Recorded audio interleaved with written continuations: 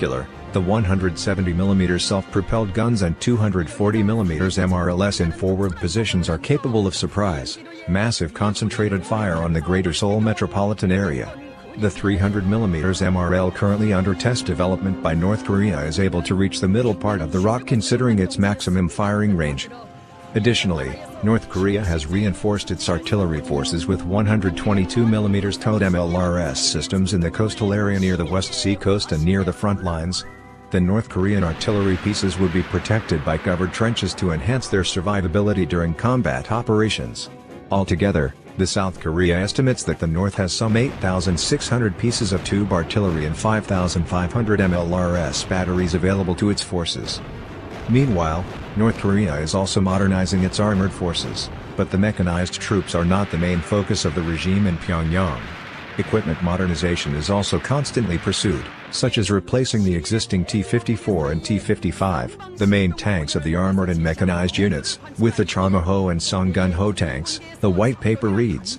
The DPRK has more than 4,300 tanks and 2,500 other armored vehicles at its disposal according to South Korea.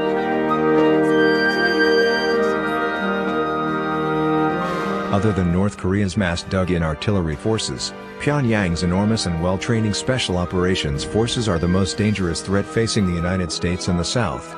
According to U.S. military sources, Pyongyang's Special Operations troops are well-trained and well-equipped and pose a significant danger. Special Operation Forces are currently estimated at 200,000 strong. The Special Operation Forces have a diverse array of to pierce armor. But kinetic penetrators require heavy guns that produce tremendous recoil, and lose power over longer distances. A heat shell instead blasts a stream of metal particles at high velocity upon impact. Larger heat shells can penetrate more armor, but the speed of the shell or missile doesn't affect penetration. Starting in the 1980s, however, designers started making tanks that were especially resistant to heat warheads. Western tanks employed Chobham composite armor. Soviet anti-tank missiles had as much effect on new Abrams and Challenger tanks in the Gulf War as spitballs on a hippo. Russian designs, on the other hand, employed explosive reactive armor, bricks of explosives that detonate at a missile's approach, tripping the heat warhead's jet before it gets close enough to the tank. ERA is a bit more finicky than Chobham armor, but cheaper and lighter weight. ERA had the potential to ruin the TOW's whole shtick. Thus, the TOW-2A has a tandem charge, 2 warheads, one in front to prematurely detonate the explosive reactive armor, and a second to follow through the hole and actually pierce the tank armor. Most of the deadlier infantry anti-tank weapons today, like the RPG-29, the AT-14 and the Javelin, employ a tandem charge. Still, a tandem charge isn't foolproof, so consider now the TOW-2B and TOW-2B Aero. The latter has a longer range of 4.5 kilometers. These ditch the wired system for wireless guidance using a stealth frequency, still potentially vulnerable to jamming, but at least the operator isn't literally tethered to the missile. The TOW-2B can pull off a fancy move, rearing up into the sky as it nears the target so it can blast 2 explosively formed penetrators downwards into the target. This is highly effective because top armor on tanks is notoriously thin. A wireless version of the TOW-2A is also available. Embarrassing debuts aside, the T-14 looks like it has far superior defensive features compared to its predecessors. Like a Victorian lady, the ARMATA comes with layers of defensive petticoats designed to ward off unwelcome attention. First of all, there is the Afghanit Active Protection System, which boasts both hard and soft kill capabilities, set in motion by 4 or 5 advanced millimeter wavelength ASA radar panels covering every aspect of the tank, providing warning of approaching projectiles. Soft kill defenses seek to coyly misdirect missiles.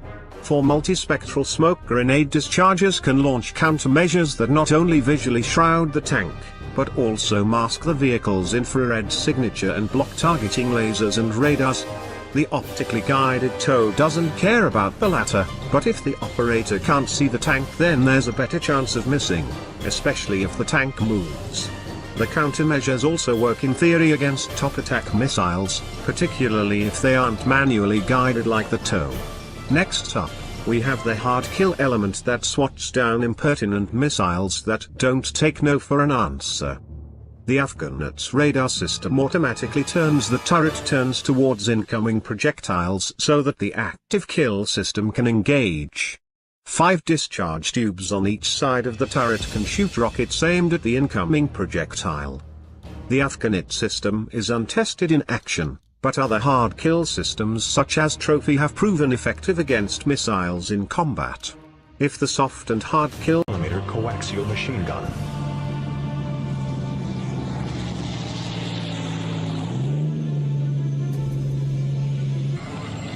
The LECLERC's fire control system can track 6 targets at once, providing real-time imaging from all the tank's sensors and sights.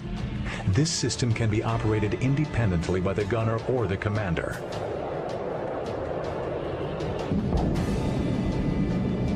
A sophisticated battle management system integrates data from other tanks and upper levels of command.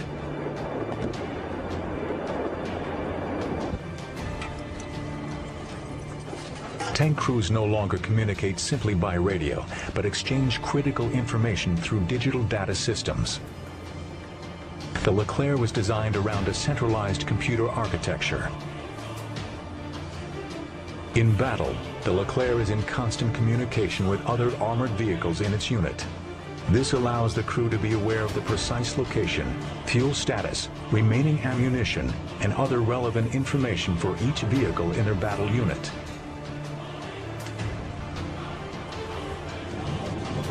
Advances in anti-tank weapons develop so quickly that armor protections can become outdated in less than 5 years. The LECLERC addresses this problem by using modular armor packages placed over a steel hull and turret. These packages can be updated and replaced as new armor technology develops. Not relying simply on armor for protection, the LECLERC is fitted with a Galix combat vehicle protection system. 9 launch tubes are fitted on either side of the turret roof. The Galix system can launch infrared decoys and anti-personnel or smoke grenades. This system allows the tank to launch its smoke grenades, then retreat to conceal its exact location.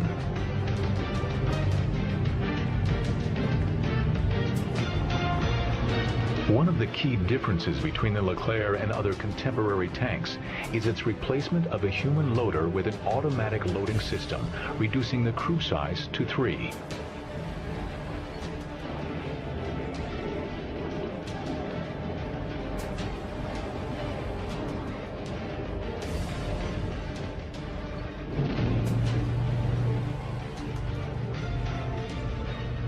The smaller crew has contributed to the LECLERC's status as the lightest main battle tank in the world today, weighing in at only 56 tons.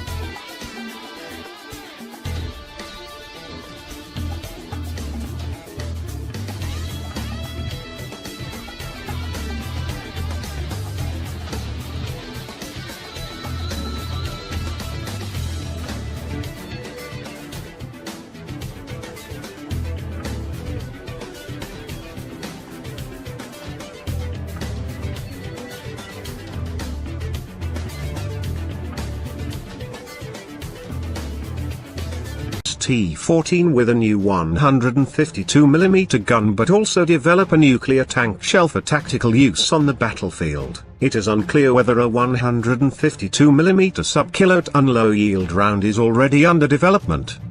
The use of tactical nuclear weapons on the battlefield is not part of official Russian military doctrine. However, Russia has made important strides in low-fission, high-fusion, sub-kiloton tactical nuclear technology in recent years. Nevertheless, it is more than unlikely that Russia will arm the T-14 with nuclear shells given the short range of the MBT's gun. The current version of the T-14 is armed with the 2A82 125mm smoothbore cannon, capable of firing high-powered munitions, 10 shots a minute at an effective range of up to 7 kilometers. The 2A83 152mm gun would have a much lower rate of fire. At the end, the Russian military would do better to arm the T-14 with depleted uranium shells rather than nuclear weapons, in order to maximize the tank's firepower on the tactical battlefield. The ARMATA is the first new MBT developed by Russia after the collapse of the Soviet Union. The tank is reportedly fitted with a new active protection system including a new generation of explosive reactive armor allegedly capable of fending off the world's most advanced anti-tank gun shells and anti-tank missiles. Furthermore, the T-14 will eventually be a completely automated combat vehicle, remotely controlled and fitted with an unmanned turret.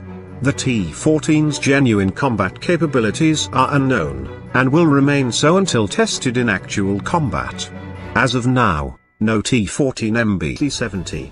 Most of that weight is armor, and as effective as that's been to keep tanks alive, it comes at a cost in size, weight, speed, and mobility. Over the long term, increasing a tank's size and weight is unsustainable. In the 1970s, the armies of NATO fielded a new generation of anti-tank missiles. The Soviet Union, to protect its investment in a numerically superior tank force, began researching countermeasures. One was the concept of the Active Protection System, or APS. APS involves ringing a tank with sensors, typically millimetric wave radars set up to detect incoming rockets and missiles along the tank's frontal arc. Once an incoming anti-tank round is close enough, the APS launches an interceptor rocket to take out the incoming rocket or missile. Active protection systems are lightweight, effective, and cost less than adding more armor to a tank. The Russian Arena system is developed by the KB Machino-Stroynya Design Bureau located outside Moscow. Arena automatically detects incoming targets at approximately 50 yards and has a 0.07-second reaction time. Anti-tank rockets and missiles, like the Russian RPG-7 and the American TOW, travel at up to 300 yards per second, making them slow enough to be intercepted, but too fast for the system to be operated manually. Arena-equipped tanks are equipped with between 22 and 26 interceptor rockets. Interception takes place approximately 10 feet away from the tank. Other nations are catching on to the APS concept. Israel's trophy system protects Israeli tanks from rockets and missiles in terrorist hands. South Korea is equipping